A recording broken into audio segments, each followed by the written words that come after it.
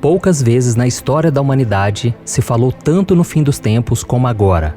Por causa das pandemias, dos rumores de grandes guerras, dos sinais surgidos no céu e pelo esfriamento do coração das pessoas, a volta de Cristo tem sido um assunto frequente, tanto no meio dos cristãos como também aqui na internet. Acontece que muitos estão se aproveitando dessa comoção mundial para lançar falsas profecias ou descaracterizar passagens bíblicas a respeito do fim dos tempos, somente para ganharem mais seguidores em suas redes sociais ou simplesmente para espalhar o medo entre as pessoas. E um dos trechos bíblicos que mais tem sido usados por essas pessoas é o capítulo 24 do livro de Mateus, onde Jesus fala sobre o que acontecerá com o mundo antes da sua volta. Por isso, neste vídeo, nós faremos uma análise de tudo o que o Senhor realmente disse aos seus apóstolos sobre os dias que estão por vir. Mas antes de começarmos, eu quero pedir que você clique em gostei, se inscreva no meu canal e ative o sininho para você ser avisado pelo YouTube sempre que eu colocar um vídeo novo, tá ok? Vamos lá! O capítulo 24 de Mateus reúne o último grande sermão de Jesus antes da sua morte e ele foca no fim dos tempos, a sua volta e o grande julgamento. Mas antes de entendermos o que Jesus falou ali, é preciso entender todo o contexto daquele momento. Para isso, vamos voltar ao capítulo 23, onde vemos Cristo falando para uma grande multidão no templo, em Jerusalém. Naquele momento, Jesus criticava a postura dos fariseus e dos mestres da lei, que pregavam, mas não viviam o que a palavra de Deus diz. Em seguida, ele trouxe duras palavras ao povo judeu.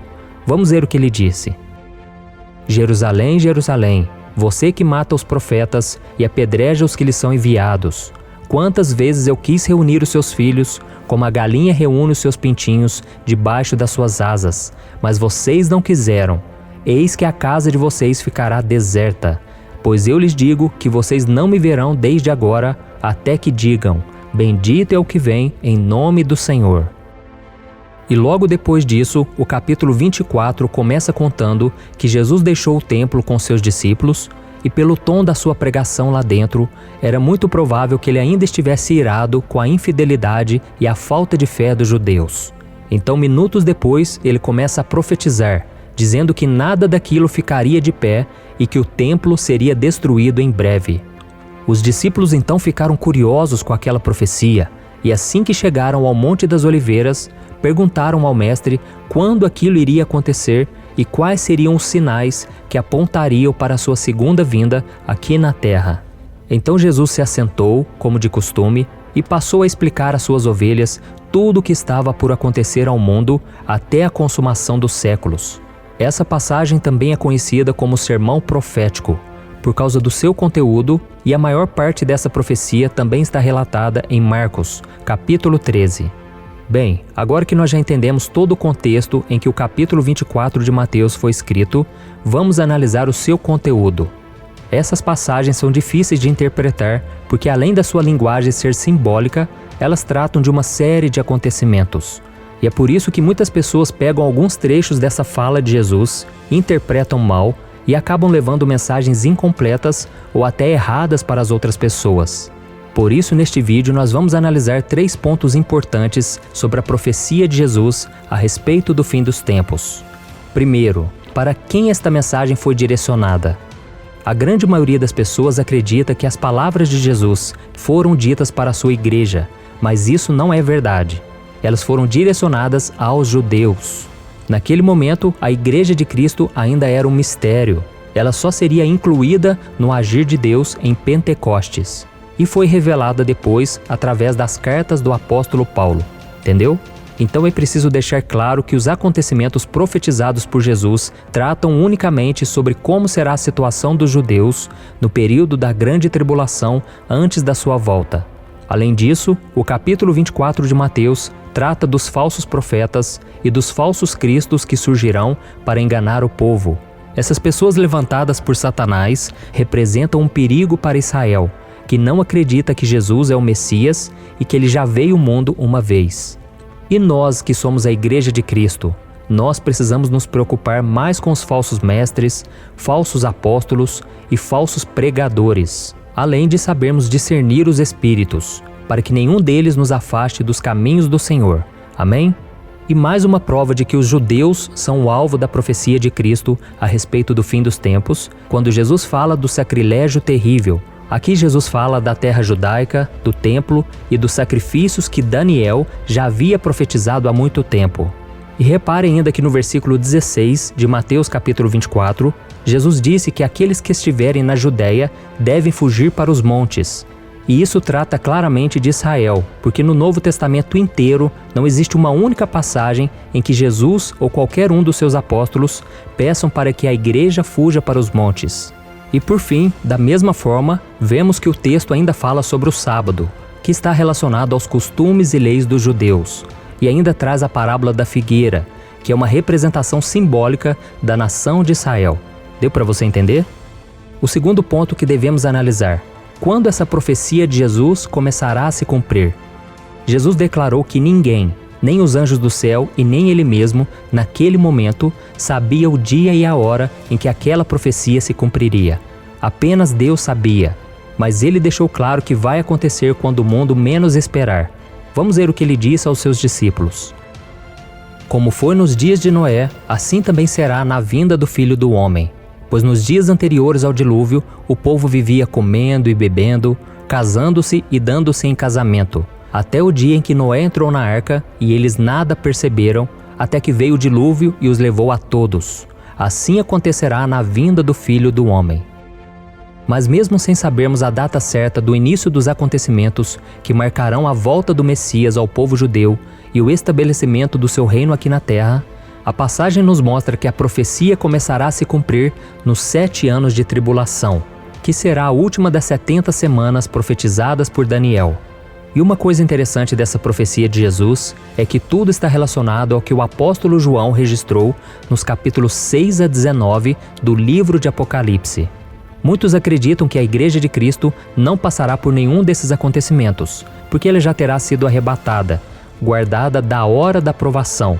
Logo no início de Mateus 24, Jesus fala da primeira metade da 70ª semana de Daniel. No versículo 8, Jesus disse que tudo isso será o início das dores. E essas dores não falam a respeito de uma época qualquer. Elas definem o começo do tempo da tribulação, que é comparada na Bíblia como as dores de parto de uma mulher grávida. O princípio das dores são os primeiros 3 anos e meio do tempo da tribulação, em que o mundo será governado pelo Anticristo.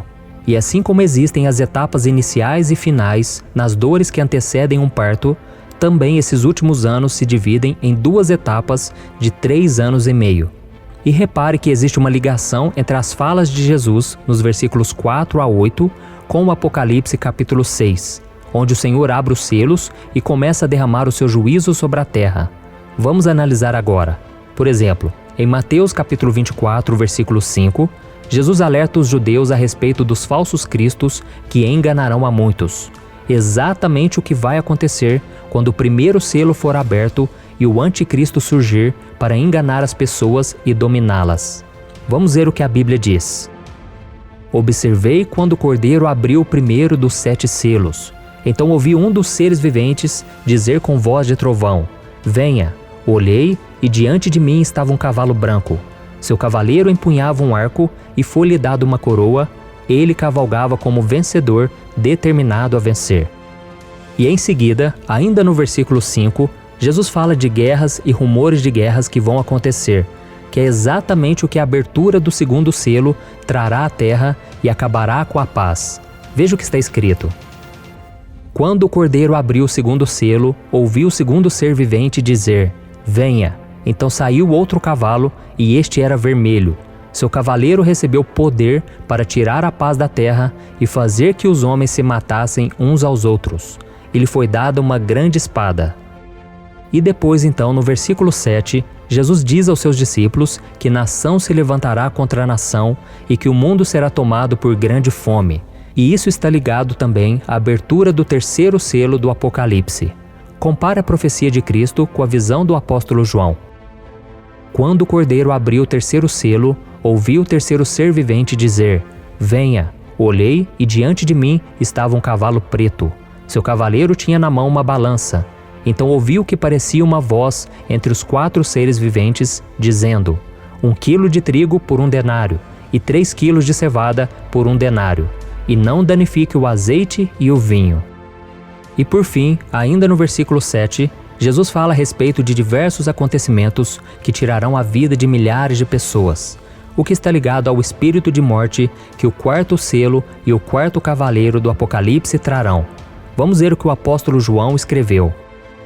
Quando o cordeiro abriu o quarto selo, ouvi a voz do quarto ser vivente dizer: Venha. Olhei, e diante de mim estava um cavalo amarelo. Seu cavaleiro chamava-se Morte, e o Hades o seguia de perto. Foi-lhes dado poder sobre um quarto da terra para matar pela espada, pela fome, por pragas e por meio dos animais selvagens da terra. E não para por aí, irmãos. Nos versículos 9 a 28 de Mateus capítulo 24, Jesus começa a profetizar sobre como será a segunda metade da 70ª semana de Daniel.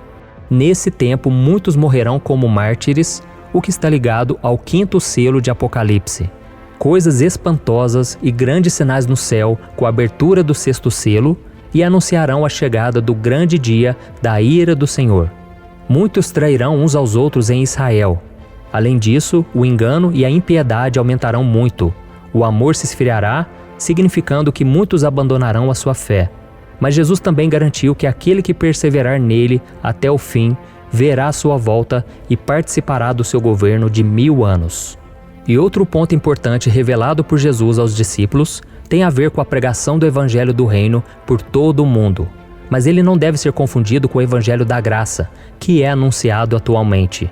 O Evangelho do Reino é a mensagem que será transmitida no tempo da tribulação pelo remanescente e pelos 144.000 selados do povo de Israel, chamando a atenção para a volta de Jesus, que então virá para estabelecer o seu reino, conforme podemos ver em Apocalipse capítulo 7. E agora eu gostaria de voltar com você no versículo em que Jesus fala da abominação desoladora, ou do sacrilégio terrível, que eu expliquei no começo deste vídeo, porque muitas pessoas acreditam que essa profecia já se cumpriu no ano 70 depois de Cristo, quando o Império Romano destruiu o templo.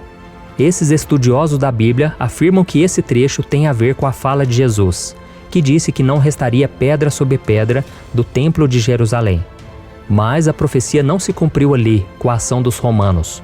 A abominável da desolação será estabelecida apenas pelo anticristo, vindo a ter o seu cumprimento pleno e definitivo na metade dos últimos 7 anos, como foi profetizado em Daniel capítulo 12.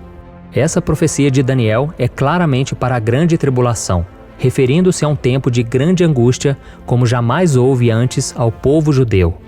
E o terceiro ponto que a gente tem que analisar: qual mensagem essa profecia de Jesus traz para nós hoje?